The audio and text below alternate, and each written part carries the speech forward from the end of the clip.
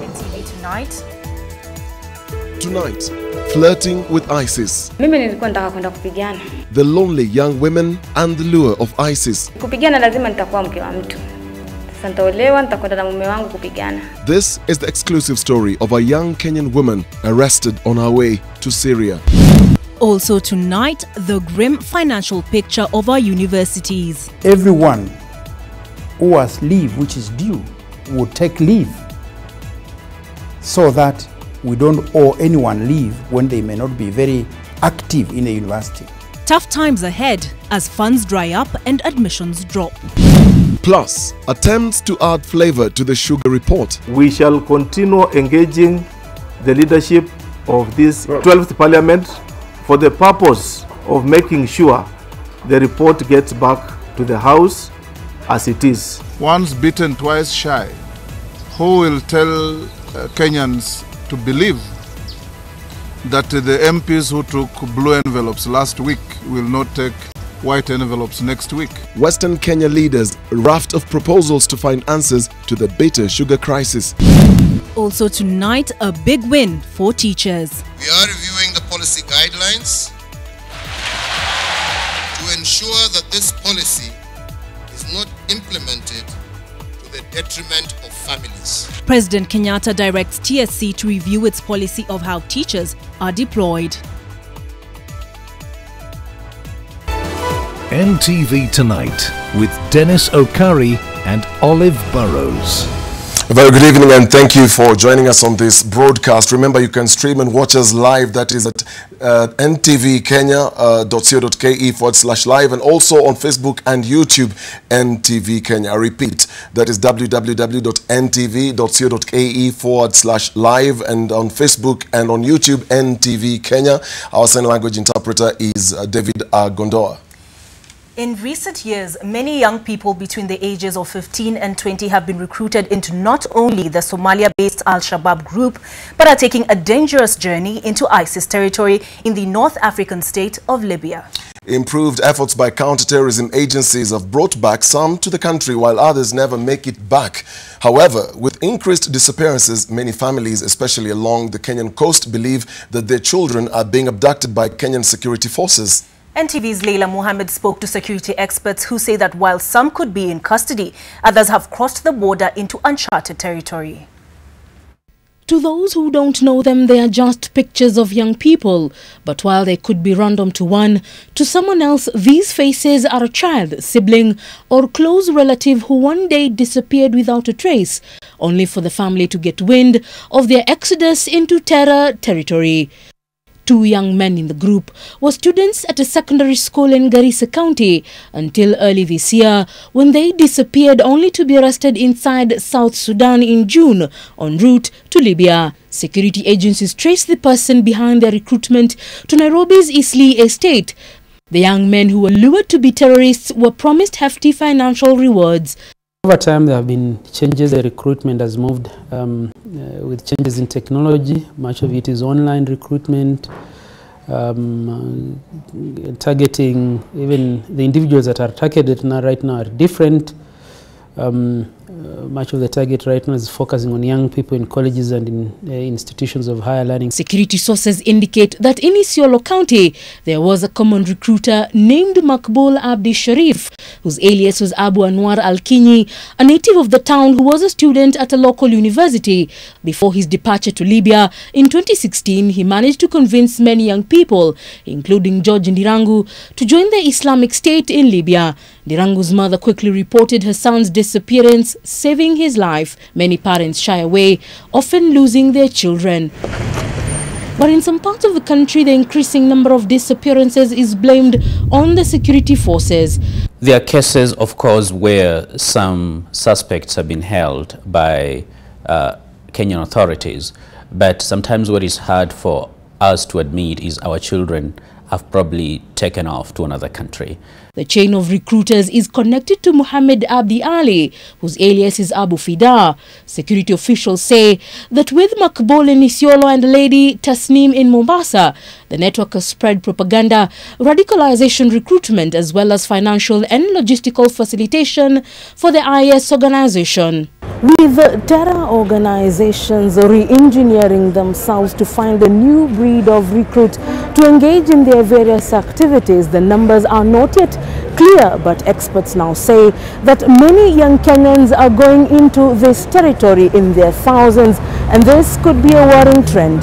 There is evidence, and a lot of us have seen films where, you know, lots of young people from parts of the coast, parts of Isiolo and other parts of Kenya are actually in Alshabab, and they're recording the messages in Swahili, specifically targeting the Kenyan population. So initially we had cases of pull factors, special promise of remuneration, and also push factors, ideological conviction, people thinking they're fighting a religious war.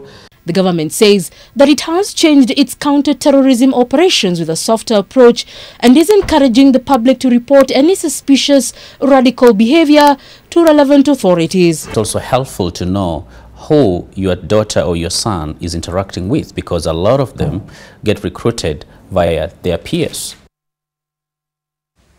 That was Layla Mohammed giving us context on the chain of recruitment and the disappearance of young men and women behind the latest wave of extremism. We have an exclusive interview with a young Kenyan woman who was arrested by police on her way to join ISIS in Syria. Amina Maize was deported from India after being trailed by Kenya and India's anti-terror security agencies for months. Security agents monitored her movements from the United Arab Emirates, where she worked, to India after posting this profile picture on her Facebook page. The image showing a woman completely covered and holding AK-47 rifles and ammunition pouches attached to a tactical belt around her waist attracted the attention from others who supported ISIS and what they stood for. Some of the attention she received had a romantic leaning, and this is where her recruitment started, on Facebook.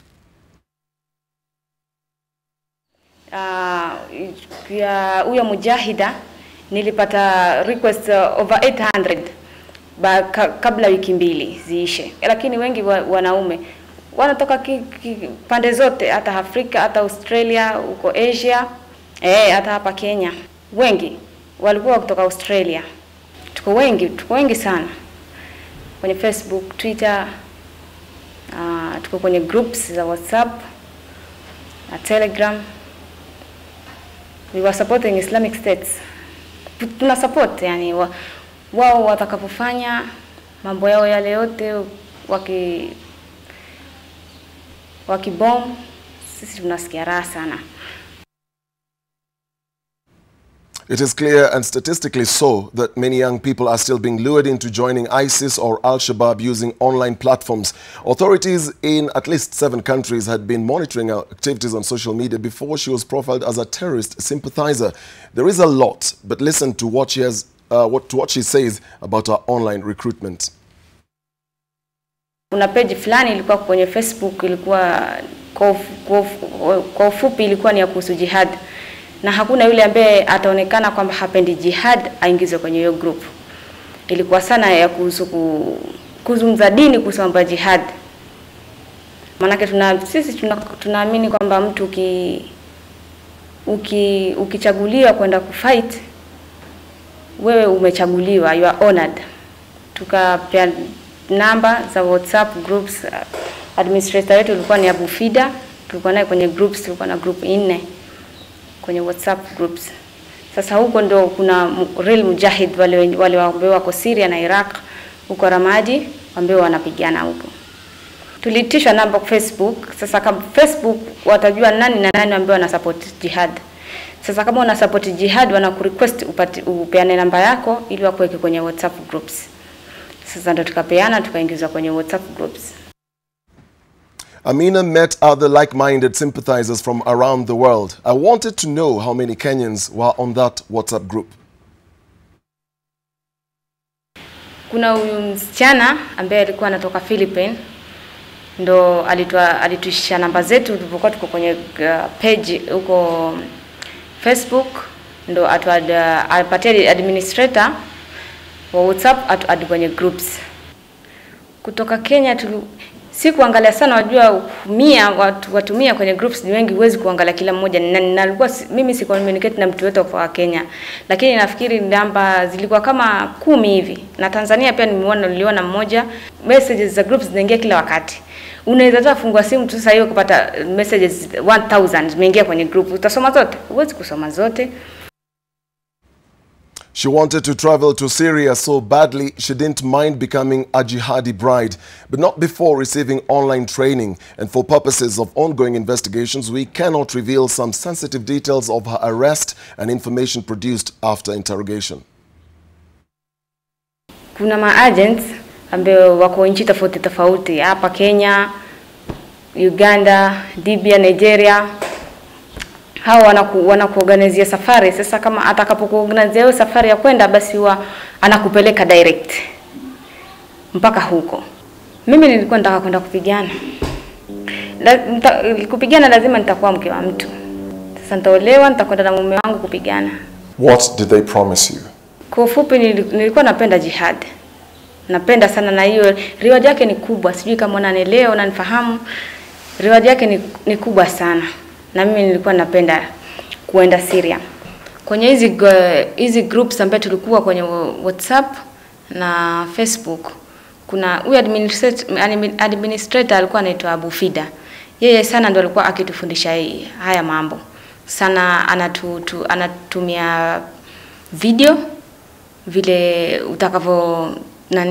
utakavyotumia bunduki, na vile utakavyotengeneza bomu, na vile kama utakuwa kule nje, vile watu wanavyofanya kule wakiwa training kule kwenye field, vile huo wanafanya. Naam, sasa yeye ndo kazi yake ilikuwa ni hiyo, yani huyo administrator. Who was your contact person and where were they? Tulikuwa wengi sana, lakini wale nilikuwa na ushirika nao walikuwa ni wawili wanaume from India. Wao pia walikuwa wana support. Sote tulikuwa tumepanga tunaenda kujoin the real mujahid. Kwenye hizo social media tunafundisha mambo mengi kuhusu vile utamjua adui wako kama utakuwa naye kwenye vita, utamjua vipi. Amina Maize didn't step into Syria, but her reasons for why many young girls like herself want to join these terror groups were troubling. Wengi sana wanataka kwenda ni wasichana. Uende ukaolewe, uende kwenye vita na mume wako. Hata kama mume wako akifa wakati hauko naye kwenye vita, lakini yeye anapigana vita, basi mtakwenda naye pamoja peponi. Security agencies are saying that online recruitment is very real and it is still, a very, very big threat. Olive. Well, Dennis, you did mention a romantic aspect to her recruitment. What about that? Well, she was involved with one of the Indian sympathizers, and the two of them were also arrested in India, and the interrogations went further on, but the tracking was on the social media pages. She was using Facebook quite a lot, Telegram and also WhatsApp. How they got into all that information is still something that they're looking into, and we can't get into those details. But many of these young girls are lured through this, and they get involved romantically with some of these very young men, and they all psych each other up to travel to these far countries to go and fight for either Alshabab, Boko Haram, or even ISIS. Olive. Okay. Well, thank you for that story, Dennis. It certainly sheds light on a lot of issues. Mandera County has often been hit by terror attacks in the past 7 years, with Elwak sub-county bearing the brunt. The attacks have left a trail of destruction of property and lives. The attacks have also led to fear among residents of Elwak who live day to day, afraid of when the next attack will occur. This is Elwak town. It shares a porous border with Somalia, and this has made the sub-county bear the brunt most of terror attacks carried out by Alshabab militants compared to other sub-counties in Mandera. Members of the group have raided Elwak town in broad daylight in the past, targeting banks such as Equity, the police station, and government institutions. On several occasions, the group has ambushed security agents along Elwak-Kutulo Road within Elwak sub-county, inflicting heavy casualties on the security team. The latest was on Monday, where 2 border wall workers were killed and 3 others seriously injured in a landmine blast, after their vehicle they were traveling in ran over landmine planted in the road. 5 workers were reported to be part of the team that is constructing the border wall along the Kenya-Somalia border. Elwak South Member of Parliament Kulo Sheikh has strongly condemned Monday's terror attack. I want to condole with the family and relatives of those who lost their loved ones. May God keep them in the Firdaus.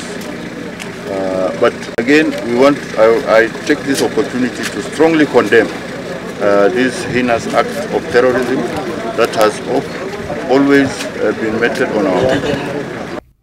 The Elwak South lawmaker has faulted the security officers in the area for laxity and failing to execute their required mandate and allowing Alshabab to cause havoc in the area. When people can go and even host their own flag in some places, and we have KDF in Duseg, we have KDF in El Ram, we have KDF in Elwak, you know, this doesn't add up.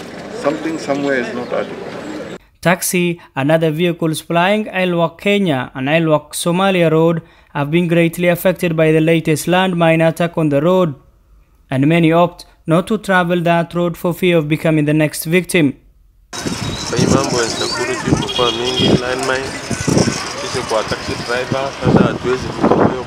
Residents of Mandera South Sub-County, particularly Elwak, hope things will improve in the near future to enable the community here thrive and try to catch up with the rest of the country as far as development goes. Ahmed Abdi, NTV. And remember, you can engage us on that conversation about terrorism with this hashtag #LuredIntoTerror. That's the hashtag on Twitter, #LuredIntoTerror. You can share some of the stories that you've heard or the stories that you know, or your comments and your views. But let's move on now. Spirited efforts to revive the rejected sugar report have been mounted by leaders from Western Kenya as they prescribe a raft of proposals. Among them is reintroducing the report in Parliament as is and calling on the President to form a commission of inquiry. Political leaders outside Parliament say the parliamentary route will open avenues for manipulation, while MPs believe they will convince their colleagues to stand with them this time round. Will it be a case of once bitten, twice shy? Our political affairs reporter Kennedy Murithi reports. They trooped to the media center in droves, having elected one of their own Navaholo MP, Emmanuel Wangwe, to speak on their behalf. They want talk on the sugar report sustained until farmers whom they say they speak for get a solution to woes that have dogged them. We shall continue engaging the leadership of this 11th Parliament, 12th Parliament, for the purpose of making sure the report gets back to the House as it is. We have delivered a baby. Return to sender. We set them out on a mission to go and do tests, not testing. What has polluted the minds of many members is the inclusion of Rotich Bett. Bett never appeared, Mr. Speaker. I'm looking at this report. I'm not seeing anywhere where Willie Bett as a person appeared before the committee. But the MPs believe the outcome will change this time, as MPs will look at the report soberly. Most of our colleagues had not read this report properly. We are still informing them on what some of the clauses they thought is controversial, yet that was not the position. These efforts by the over 20 MPs seem not to resonate well with their leadership outside the National Assembly, who believe nothing different will come from another parliamentary inquest. Once bitten, twice shy. Who will tell Kenyans to believe that the MPs who took blue envelopes last week will not take white envelopes next week? An independent commission of inquiry may be the way to go. And this is solely in the hands of His Excellency the President. He has the constitutional powers to set up such an entity. Currently, 3 requests are before the Speaker of the National Assembly, either requesting a fresh inquest or a fresh look at the Joint Committee report. One is by Mathare MP Antonio Elwak, wanting the Speaker to use his discretion and allow fresh debate on the report. Kandui MP Wafula Wamunyinyi has put a similar request, while Saboti MP Caleb Hamisi wants an ad hoc committee formed to re-examine the matter. The Western leaders agree to the fact that they have received backlash owing to the rejection of this sugar report, and they believe reviving debate on this report could be the only way out for farmers who have been on their necks.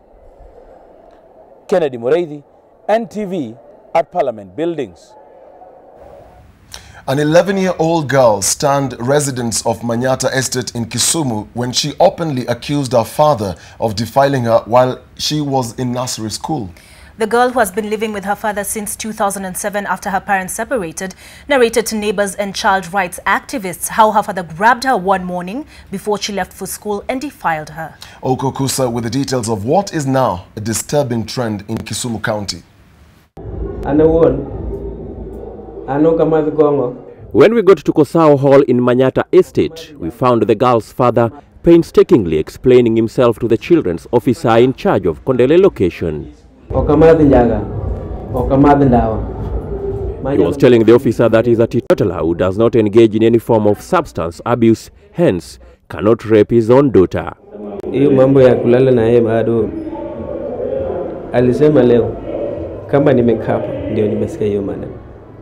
And perturbed by her father's presence in the small room, the girl once again narrated to us her harrowing ordeal allegedly perpetrated by her own father. Nilikuwa naenda shule asubuhi. Then akaniita, then akanigusha tena. Then naenda shuleni, mwalimu akaniita, kwa nini unanuka kwa shule? Kwa shule hakutaki kwa nini? Mwalimu akanichukua akaniosha, alafu akanipeleka hospitali. The incident was not, however, reported to the authorities until yesterday, when the children's officer was alerted of a child battering occurrence in the neighborhood. This case of this man, this is not the first time I'm getting it. This is the second time. The first one was about the allegation that the child was defiled by the same person. The second one is this one of today. In the latest incident, the minor is said to have been assaulted by her father using a plank of wood, prompting neighbors to intervene. Ilimpe pesa aende kunyoa nywele. Alimnyoa nywele kama ninja. Hata ukiona nywele ya huyu mtoto, ni mtoto wa shule. Class 3. Sasa hiyo ndiyo ilikuwa na leta hasira kwangu. The children's officer is still probing the rape allegations before presenting the suspect to the police. Statistics show a worrying trend of incest and defilement cases in Kisumu County. Last month alone, one incest case was reported at a police station in Kisumu under occurrence book number 21/19/7/18, but the suspect is said to be roaming free after he was released on a cash bail of 5,000 shillings. Early this month, another incest case was booked under OB number 15/4/8/18. Two defilement cases were also captured in the month of July under OB numbers 17/24/07/18 and 14/23/07/18. But the suspects in both cases were released from police custody under unclear circumstances.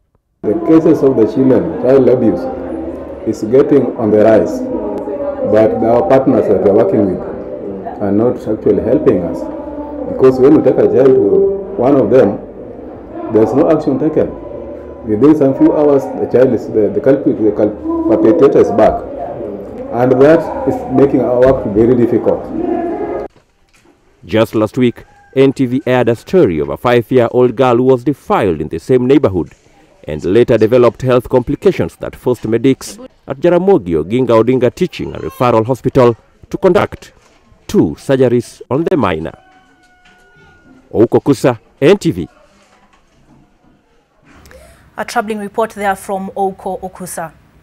The wife of Kiambu Governor Ferdinand Waititu was today arrested and charged with occupying a building without proper permits from the county government. The court heard that she and 13 others were doing alterations to 2 buildings in the CBD, namely Delta Hotel and Jamii Bora Bank building.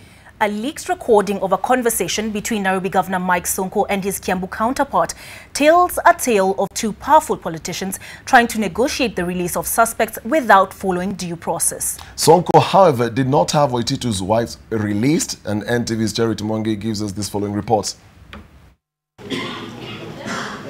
Their dusty faces and clothes illustrate the activity they were engaged in prior to their arrest. Amongst them, an unlikely suspect, the First Lady of the County of Kiambu, who, while in the docks, stood out like a sore thumb. She consulted with her lawyer, and when her charges were read out, you as the occupier did occupy a building structure on error number 209/965/2 Moy Avenue without occupation certificate from Nairobi City County. Is that true or not true? I deny. She vehemently denied. One by one, her counterparts, who are 13 in number, including the contractor, stood before Principal Magistrate Mary Njagi and, like the lady, denied charges of constructing a building without the approved plans from the Nairobi County government. The charges were later confirmed by the County of Nairobi through a statement indicating that Wangari's husband, Governor Ferdinand Waititu, had earlier reached out to his Nairobi counterpart seeking leniency. You are my brother, I cannot let you down. Namwachilia, mama namwachilia. The statement confirmed that his plea was denied and that the county is keen to see the case carrying on to full conclusion. Wangari's lawyer asked the court to supply him with documents from the county that will facilitate his defense. The defendants were all released on a cash bail of 80,000 shillings. Construction work has since stopped at the Jamii Bora building, and at Delta Hotel there is little indication of any works that were being done on it.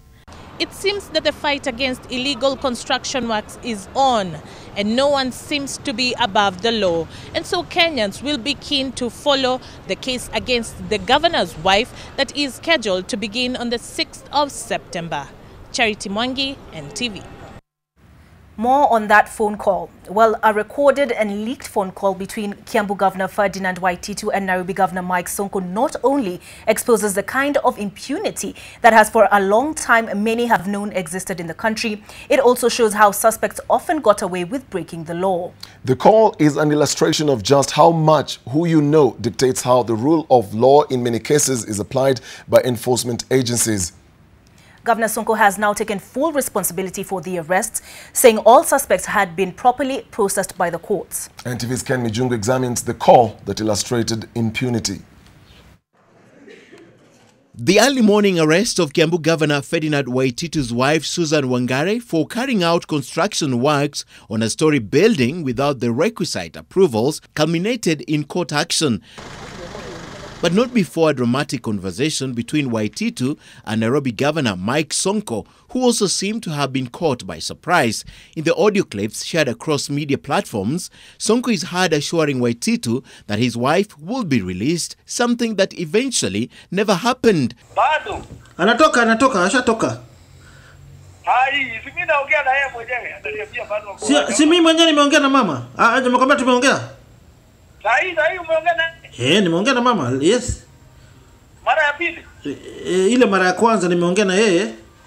No, ile ya pili sasa. Mimi nakwambia amechukuliwa tena na accomplishment. Hawezi, that is wrong. That is wrong. They cannot do this to our wife. No. Wewe unakuta vile tumezunguka Nairobi na wewe. Sawa my brother. Na bado tunaenda mbali. But this is not how the conversation began. Waititu, it appears, was informed by the wife of her arrest and detention by the Nairobi County Enforcement Team. Susan had erected an 8-story building without approval within the Central Business District. Waititu will then call his colleague in the Council of Governors to plead for his wife's release. He's also heard cautioning Sonko that they should slow down on the war on impunity. Wewe ukumbuke bahali tumetoka wewe. Namwachilia, mama namwachilia. Bahali tumetoka na bado tuko. First lady wako ni sawa na first lady wangu. Heshima kwanza. Bahali ujue bahali tumetoka na bado tunaenda bado tuko. Namwachilia sahi na pia upige huko juu, lakini mama mimi naachilia. Mimi navunja sheria na naachilia mama sahi. Sonko, who seemed not to have been aware of the arrest, will then make a phone call to the CEC in charge of lands to ask that Waititu's wife be released. In the audio, Sonko wonders who issued the orders, which he also says were from above. Ukuja nikupea approval. Ukiwa free. Lakini sasa waachilia watu bwana. Haya, wacha nijaribu. Waachilia watu wote bwana. Wewe Aya, sawa. But NTV has since learned that Sonko was actually buying time in order to ensure the governor's wife makes it to court and takes plea for her illegal actions. 4 years ago, then Senator Sonko also made a phone call in public that saved a multi-million Nairobi estate from planned demolition.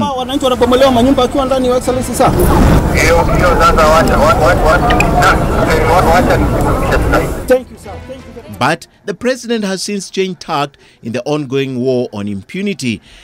A time has come for every Kenyan to realize, no matter how powerful you think you are, no matter how much you think you know people in high position, no matter how much money you have, that will not save you. In June, at the height of the sugar scandal, President Kenyatta said everyone was fair game and he will not stand in the way of justice. I have full confidence in the agencies that we have to do their job. People are out there bandying my brother yesterday. Me, I've said, if he's guilty, aendele. Governor Sonko did let the law run its course, at least for today. Eventually, Susan Wangari Waititu was released, but by the court after having her day in the dock with 13 others. Ken Mijungu, NTV.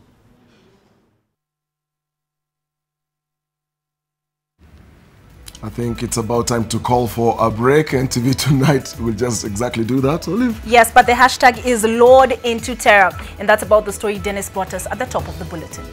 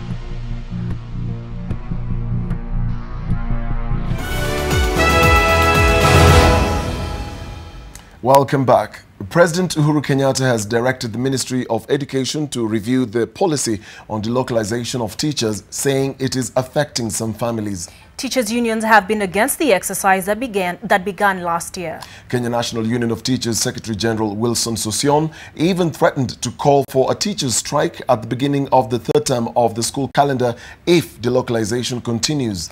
NTV's education reporter Sharon Baranga with the details.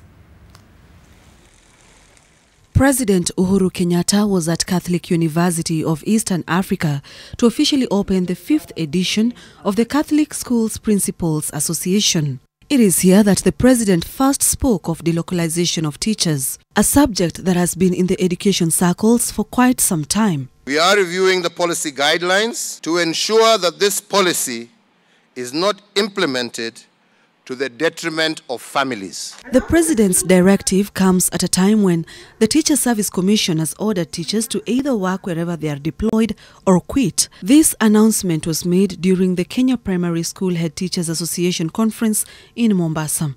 The Secretary General of the Kenya National Union of Teachers had already called for industrial action, set to start at the beginning of third term if the Teachers Service Commission went ahead with the exercise. President Uhuru Kenyatta also urged parents to take an active role in raising their children and not delegate the duties to teachers, as learning institutions are not meant to be foster homes. This, he said, will ensure discipline is maintained. Engagement with parents and students goes a long way in unlocking disputes and releasing tensions that understandably build up in the micro-communities that are our schools.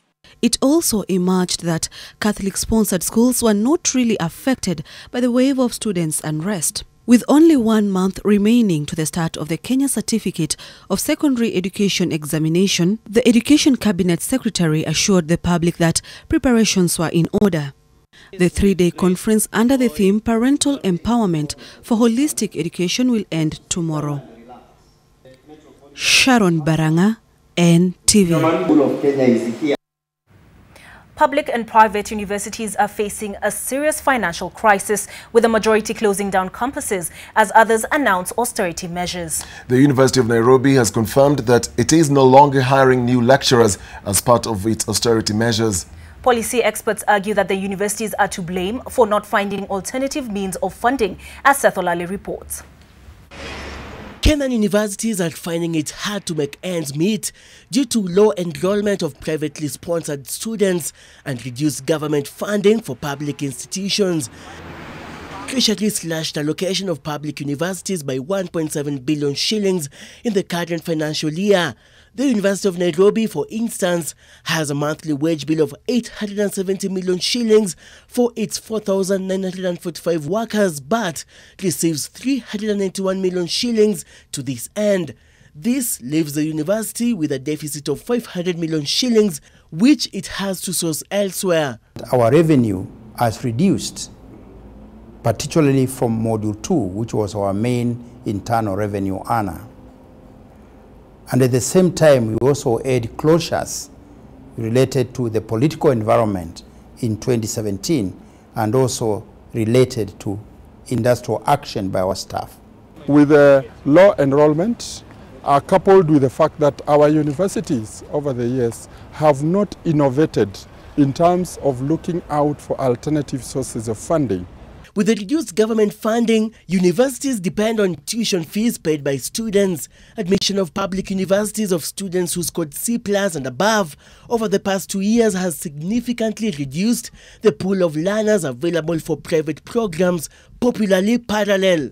These are critical times. We have a serious cash flow problem arising from this trend. And therefore, it is necessary for the university to provide direction to supplement what we are getting from the government, even as we dialogue to see what else we can be able to get from the government. Unlike Harvard, Yale, and other Ivy League universities that do a great job with following up alumni and taking advantage of that, we are not tapping into the potential of obtaining funding, sizable funding from alumni. We are also performing dismally in terms of looking out for funds through research.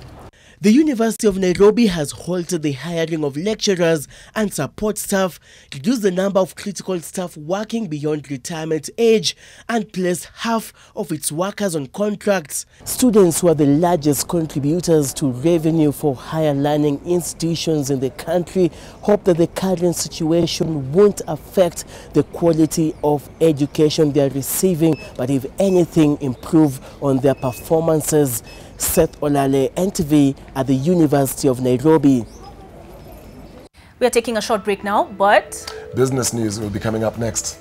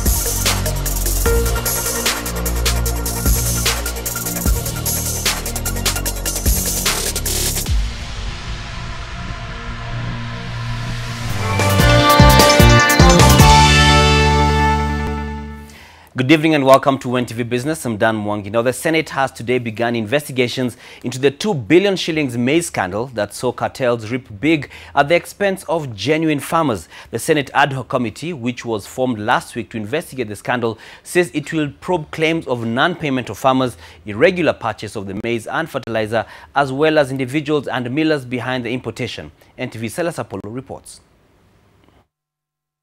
The investigations by the Parliamentary Select Committee comes in the backdrop of what some have termed as a failed promise by investigative agencies to bring the suspects behind the scam to book. The committee says that it intends to give answers on whether the allegations and claims raised by farmers and Kenyans on the scandal, said to have costed the country billions of shillings, are true. The team was formed through a motion which was approved by the Senate last week. Although the government of Kenya has committed to supporting maize farmers in order to ensure food security, little has been done to improve the efficiency of the National Cereals Produce Board and to protect the maize farmers from exploitation. Professor Margaret Kamar said that the team has begun a 2-month investigations into the claims raised by farmers and leaders. Initial figures show that the taxpayer could have paid out about 1.9 billion shillings for the importation of the maize. The committee has rolled out a 2-month investigation program with a view to compile a comprehensive report on the following. 1. Legislative proposals to address the issues ailing the National Cereals and Produce Board. 2. Regulatory proposals on payments of farmers upon delivery of maize to the National Cereals and Produce Board. 3. Proposed ways of collaboration of the 2 levels of government in accordance with Article 189 of the Constitution on the management of the strategic grain reserves. The committee was established to inquire into the maize crisis and report back to the Senate within 60 days. The investigations followed a prolonged outcry from farmers who have accused the Cereals Board of shortchanging them on the purchase of maize. Hapa nafikia kwa hii lori kuna driver na tanboy na unapata ikiwa ni shilingi 300 inatumika ni kwa wawili ni shilingi 600 na ukimaliza hiyo wiki moja umemaliza karibu kunia 2 ya mahindi na hiyo ni hasara. Hapa sisi ukiingia ndani kuna mashimo nyingi ambayo yanaingiza mahindi. Na unapata tu amefunga mashimo 2 ambayo yanachukua magari 4. Lakini ukifunga kwa hii cereal kwa sababu ni National Cereal Board ni kubwa ambayo iko na mashine ambayo inasema hata kari 30 safari moja. Agriculture CS Mwangi Kiunjuri had in May told Parliament how suspects in the scam interfered with weighbridges to allow the maize into the country undetected. The maize is said to have been brought in from Uganda and stored at about 6 National Cereals and Produce Board depots in Western Kenya. Silas Apollo, NTV. Wheat farmers in the country have been assured that their produce will be absorbed first, even as the government firms up plans to import 3 million metric tons to cushion the country against the deficit it faces annually. Our reporter from the North Rift, Gabriel Kudaka, has the details. The roaring sound of combined harvesters in farms announcing the onset of wheat harvesting in various parts of the country.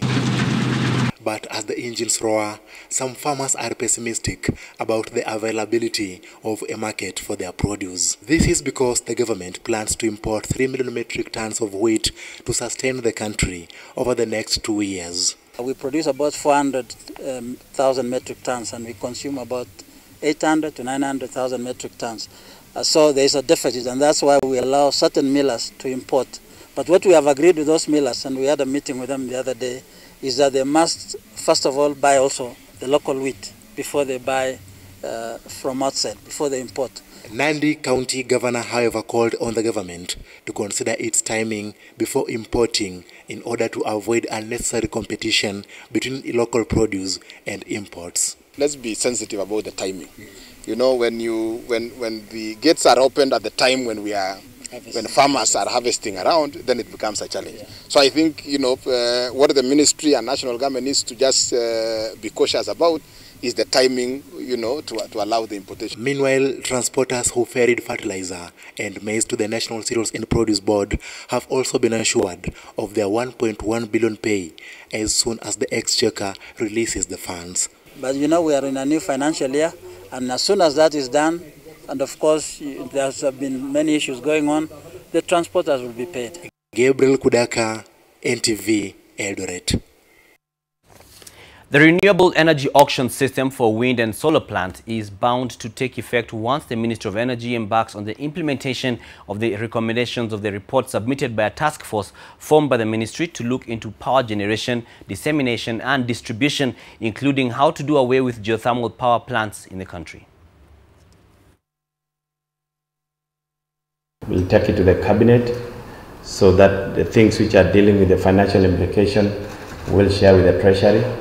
The Attorney General, although they were also represented, the Treasury was represented, the Attorney General office was also represented in this report. The report here recommends that the government should not renew the power purchase agreement which expires in a year's time, while the other two such agreements should be terminated as per the terms of the PPA, a move aimed at reducing electricity tariffs, therefore lowering the cost of power. While the ministry is keen at making little steps towards getting rid of the expensive geothermal power plants in the country, the Cabinet Secretary for Energy, Charles Keter, said that renewable electricity should not only be cheap but also reliable and available, which then translates to investments in the power transmission lines. Already the Lamu Kitui and Mombasa is under the PPP. We have added the other day about 3 more projects by providing a whaling tariff so that we move from the exchequer funding, because you realize that what has been a predicament to our energy sector is the expansion of our transmission lines. He also observed that legal cases stuck in courts concerning the contractors and by extension the energy sector delays the completion of various projects. The infrastructure projects cannot be stopped anymore, because it is costing taxpayers a lot of money. Achieng Wimbley, NTV. That's it. Have a good night. I'm Mwangi. Business is done.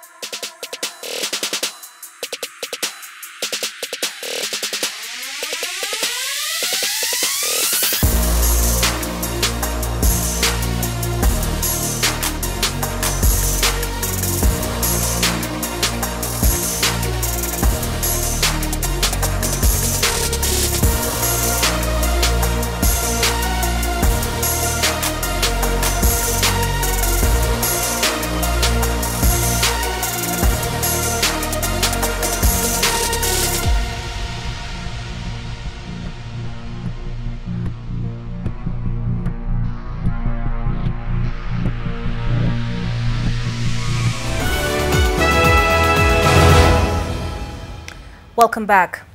3 people have drowned in River Mutonga, Meru County. Among the dead are 2 Class 8 boys who were playing by the river. The 2 14-year-olds were among a group of teenagers who had gone for a swimming expedition in River Mutonga in Menti South constituency. It's believed that one of the boys was unable to swim from one bank to another, and his friend swam out to help him but also got caught in difficulty. A Good Samaritan also drowned after he jumped into the river trying to rescue the 2 boys. According to the residents, the search started hours after they received the news of their disappearance. The search has been conducted mostly downstream, with the families appealing to the public to be on the lookout.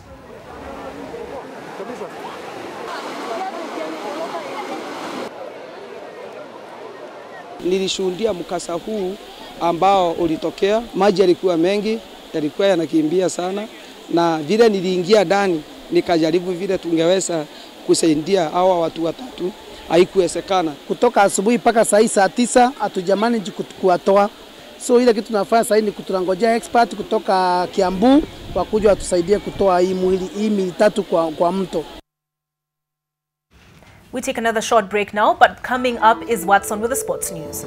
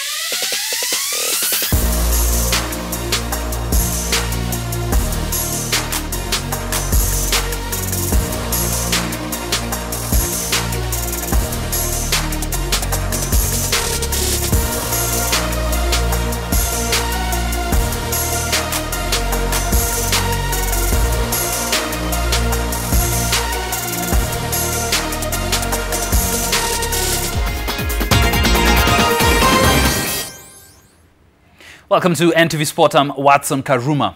Now, the late former 400 meters hurdles world champion Nicholas Bett was today honored by a host of names in athletics ahead of his funeral on Thursday. The athletes escorted his body from the Eldoret Hospital mortuary and held a procession for him in Eldoret town before taking his body to his home. Lois Wangoi reports. Early Wednesday morning, family and friends of the late Nicholas Bett gathered at Eldoret Hospital's morgue to pay their respects to the departed former world champion Nicholas Bett. The men of the family went in first, then the ladies of the family followed, and after a brief intimate session with their departed loved one, his colleagues from the Kenya Police assisted them to carry his casket to the hearse. The late Bett was then fitted in a procession around Eldoret town, led by his colleague athletes. Touchingly, at the front were those who were last with him at the All-African Games in Asaba, Nigeria. Some of the athletes donned black attires to illustrate the mood of the day. Residents of Eldoret town were not shy to join in the procession, with some singing Christian hymns to celebrate the late athlete. The final destination for the procession was Bett's family home in Simat, Uasin Gishu County. Here, final touches are being put in place for the funeral ceremony of the celebrated yet departed athlete. We want to say pole to the family of Bett. They've lost somebody. I want to say that as a country we've lost an athlete. As a family they've lost a son who has been somebody they've been looking up to, and the wife, the children of Bett. But as the family of athletics and the whole Kenya, we want to say pole to. The final race for the late champion commences tomorrow at about 10 a.m. The former world 400 meters hurdles champion is survived by a wife and 2 children. Lois Wangoi, NTV Sports, Eldoret. Uganda reigned supreme at the end of the first day of the athletics action of the Brookside East Africa Secondary School Games at the Uboro Herane Stadium. Uganda secured 19 medals, 9 of them gold, while Kenya placed second with 18 medals, 3 of them gold, and host Rwanda finished with 2 medals, a gold and a silver. Brookside East Africa Games highlights brought to you by Brookside. Kenya's Samuel Imeta crossed to victory in the boys 100 meters in an impressive time of 10.7 seconds to give Kenya its first gold as well as equal the game's record. Catherine Relin clinched the country's second gold as she led from gun to tip to win the girls' 5,000 meters race.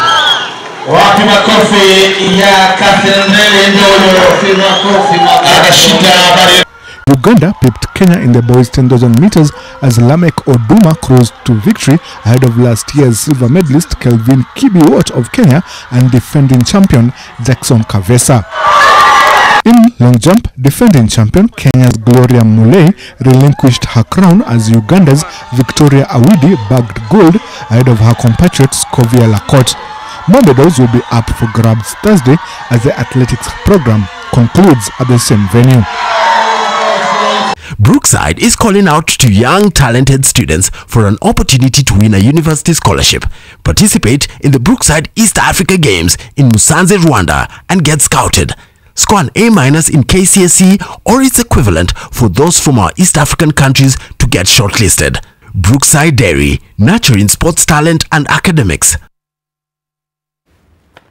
Marathon running, an endurance sport, is normally a preserve of the young, but well into his 7th decade, and Mzee Nahashon Kamau from Kiambu County is proving that age is just a number. Mzee Kamau takes part in marathons and even harbors a dream of representing Kenya globally. 72-year-old Mzee Nahashon Kamau from Kerewa, Kikuyu in Kiambu County has a love for athletics. Despite his advanced age, Mzee Kamau is a regular participant in marathons organized in his home county and by corporates across the country. Mimi nasema sadada ndio mimi nakimbia sana. Kidada ukibia hata madhoni ya askari ya jela, mimi nakwenda huko. Mzee Kamau has been fitted with numerous medals for his running, but to him the biggest benefit is great health. Ila hakuna mimi napata hata ugonjwa mimi bana sikia. Sasa mimi natoka huko kukimbia ndio nasikia. But the old athlete has an appeal to race organizers in the country. Huko hakuna nasema hakuna kehewa ya wase. Hata standard hakuna ya wase. Nakwenda kukimbia tu. Na dakaini samani kulikuwa ya wase. Tulikuwa na saidio. Tulikuwa napatiwa pesa kidogo. His dream is to represent Kenya in a race abroad, and he believes he will do Kenya proud. Dokta yangu mimi nasema ikipata maoni yangu mimi nitaka nione mimi naenda nje kidogo kama watu wale wengine basi maoni yangu basi. Aside from running marathons, Mzee Kamau, together with his wife Josephine Njeri, is a small-scale farmer. Mzee Kamau is currently preparing for the monthly Veterans Marathon run that is held at Parklands grounds. Warote Kiru, NTV. What are you doing with your life? Now, Kenyan Premier League defending champions Gor Mahia face Chemelil Sugar tomorrow at the Afraha Stadium, knowing they need only 3 wins from their remaining 9 fixtures to retain the title. Kogalo have had to endure a hectic schedule while still managing to register good results. They top the standings on 62 points, with Bandari second on 48. Chemelil are 15th on the log with 27 points, and the Sugar Millers will be seeking a win to propel them away from the relegation zone. Once done with the midweek KPL assignment, Kogalo turn their attention to the CAF Confederations Cup, where they host Rayon Sports of Rwanda on Sunday at Kasarani, needing just a point to make it to the lucrative knockout stages.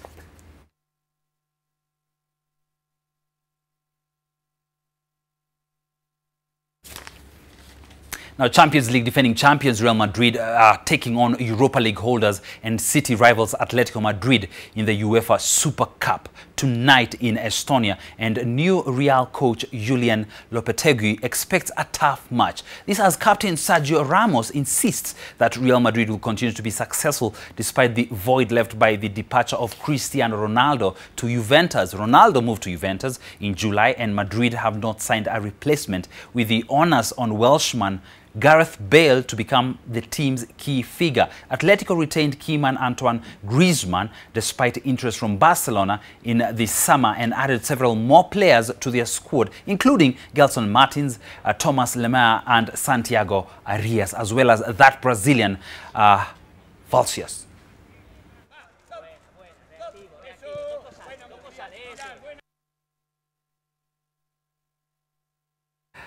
Well, as it stands in that Madrid derby being played in Estonia, well, it is 1-0, and not to the Real Madrid team, but Atletico has scored 1 goal, and courtesy of Diego Costa. And a very exciting 2 minutes in, that promises to be a cracker. Let's see how it ends up. Let's see the results in our subsequent bulletins. Have a good night. I'm Watson Karuma. Well, thank you so much, Watson. Before we wind up, earlier we had brought you a story about terrorism lured into terror. That was the hashtag. We just want to go through a few of your comments on Twitter. Well, yes, Leon Lidigu says, well in sir at Dennis Okari, a reminder that we should be alert on who we engage with on social media. We have Enoch Kapoya who says this situation clearly shows that there is much more that needs to be done regarding this type of cyber terrorism. There should be a way that security agencies can monitor and infiltrate such groups on social media to bring down the entire network. And David Odhiambo Okiri says all these are happening because joblessness of the youth and also because of wrong religious teachings. The last one here, with the current hard economic times in Kenya, it's easy for us youth to be lured into terror when promised a hefty reward. That's from Julius Mutuo. Well, thank you so much for your comments. My name is Dennis Okari. And I'm Olive Burrows, and our sign language interpreter is David Agondoa. Have a good night.